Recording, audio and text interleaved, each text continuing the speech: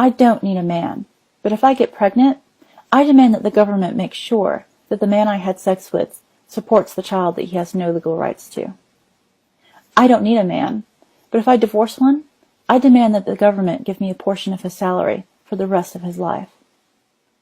I don't need a man, but if my ex-husband or ex-lover can't supply enough money for my children and I, then I demand that the taxpayers support us. I don't need a man, but I demand that standards be lowered and incentives be provided so that I can compete with men in any field that I like. I don't need a man, but I demand that I have free child care and health care for my children. I don't need a man, but I demand to get paid just as much as a man, even if I'm a worse employee. I don't need a man, but I demand maternity leave from my employer. I don't need a man, but I demand that anywhere I go be a safe space, or my delicate sensibilities won't be offended by hearing something I don't like. These delicate sensibilities of mine must be protected by any means necessary. Social pressure, university speech codes, hate speech laws, or even the threat of violence from manginas. I don't need a man, but I demand the protection of men in the military, law enforcement, fire department, and of civilian men in general. And I demand that I gain entry into any of the previously mentioned occupations with much lower physical standards.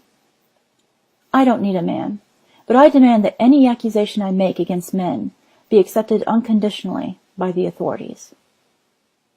I don't need a man, but I demand entry into all male-only spaces, and further demand that the men there must change to accommodate me and my desires.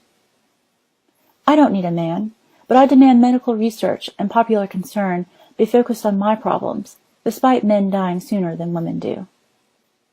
I don't need a man, but I demand free birth control, and I will call it a war on women if someone objects to paying for my reproductive choices.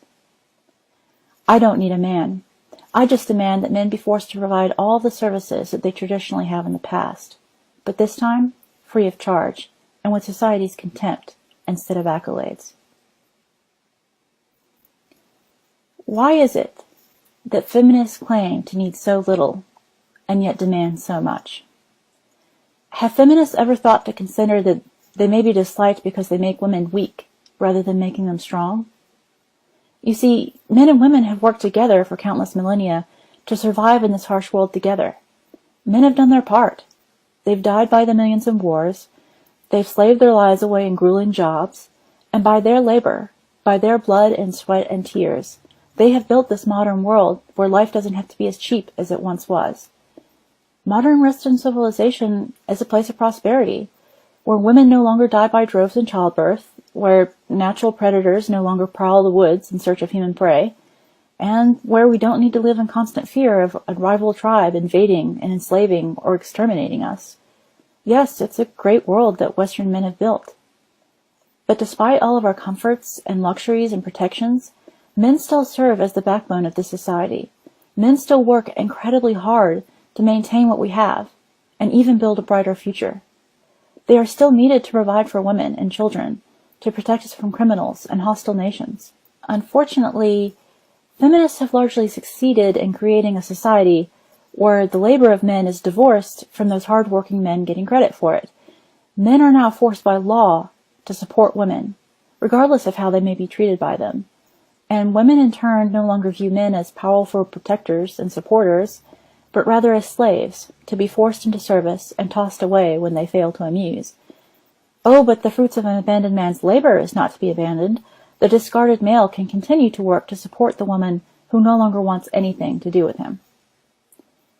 Is it any wonder why women in this society have no respect for men, when everything that men have traditionally provided, and continue to provide, is supplied by the government instead?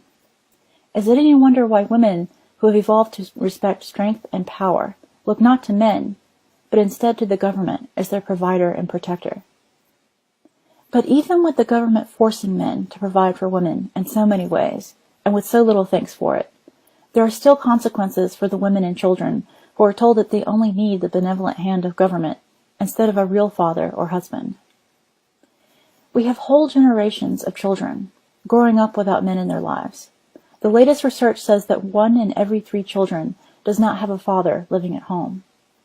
The terrible consequences of this are readily observable. We have women becoming increasingly bitter and entitled, despite receiving all that they demand and more, like spoiled children who throw a tantrum at the drop of a hat.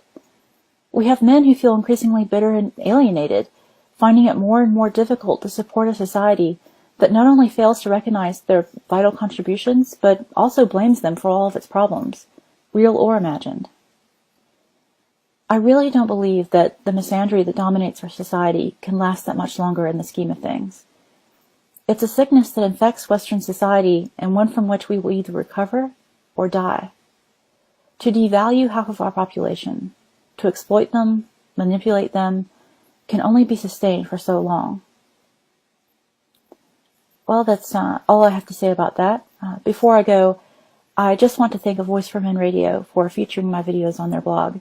You guys are awesome, and I really appreciate all that you do. In the unlikely event that you like my videos, but you haven't seen A Voice for Men, check out the link below.